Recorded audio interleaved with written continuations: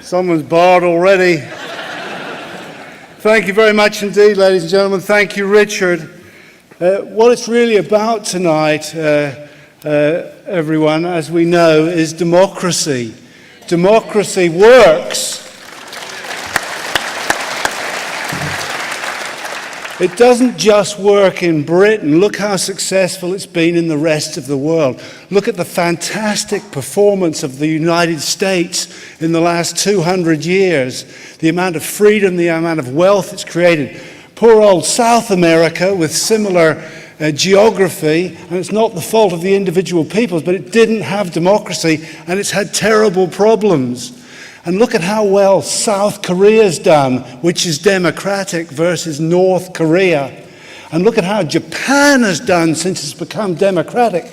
So democracy is a secret elixir for success. But the problem is the EU is becoming more and more undemocratic.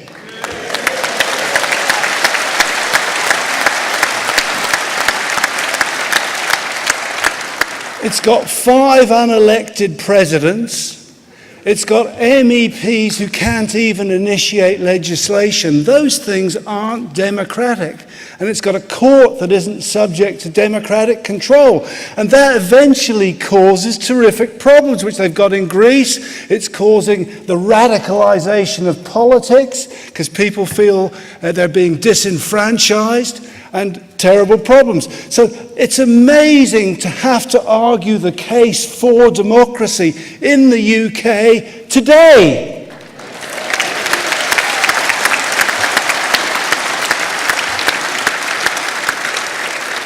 But I'll tell you the weirdest thing, and it's so odd, and I don't completely understand it.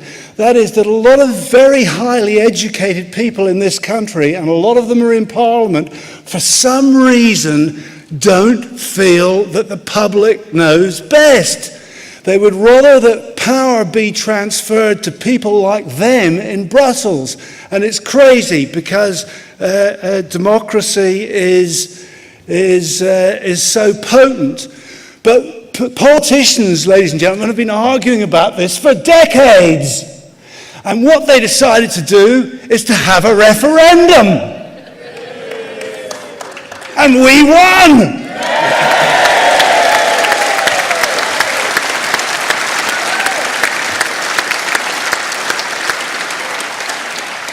And some people say that we're hard Brexiteers, or we're extremists, or we're racist, or whatever the heck it might be. All we want to do is transfer power back to the United Kingdom. That's not extremists.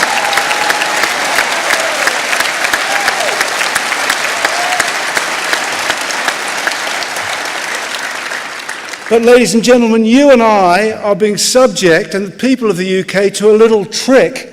It's a little trick. It's got more spin than a Shane Warne googly. I should have thought of an English leg break bowler, but we haven't got any. And that is that we can only leave with a deal. But of course, if you say you can only leave with a deal, you transfer all power into the people you're negotiating with. And the issue is that we don't want a deal because the deal that's on the table is awful.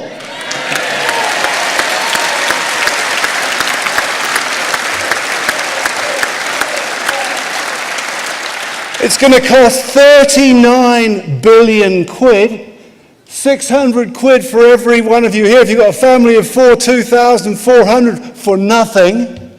It means the continuation of the tariffs, which are implicit in the customs union. So both the main parties, ladies and gentlemen, this is a scandal, want to keep us, or the government and the Labour Party want to keep us in the customs union. The government, Theresa May, wants to keep us in indefinitely, and the Labour Party forever.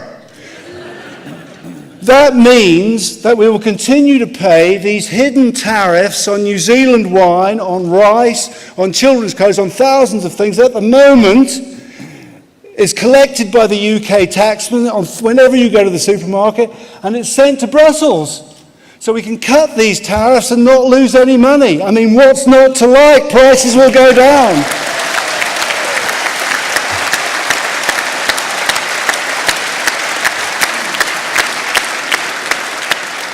And as the great June said, we can regain control of fishing. There isn't a snowball's chance in hell that Theresa May will regain control of fishing. We all know she simply isn't capable of it, and no one else in the main party seems to be very concerned about it. Now, what people are saying, ladies and gentlemen, and this is the real trick, is that no deal isn't on the table because Parliament won't vote for it. I heard a former Brexiteer, Michael Gove, say, be realistic, we have to sign Theresa's deal because Parliament won't vote for it. But I've just thought up a solution. And luckily, in a democracy, we have that solution. That is, get rid of the people in Parliament! And get a new party.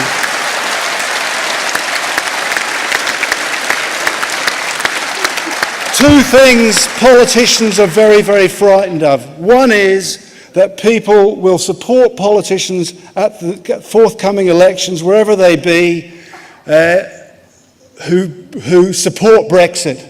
So use your vote, as Richard said. The second thing is, and I'm sorry to say this in a way because I'm a free trader, is I think we should now start to use our economic power to buy British,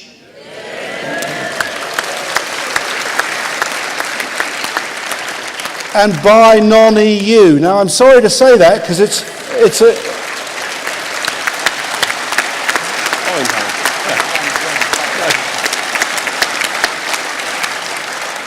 We've switched, for example, from French brandy to Australian brandy. Now, I know they're a rough bunch out there, but it's extremely high-quality brandy, and people, believe me, are very frightened of that. I know they are, because anything you can buy from the EU, you can buy from the rest of the world.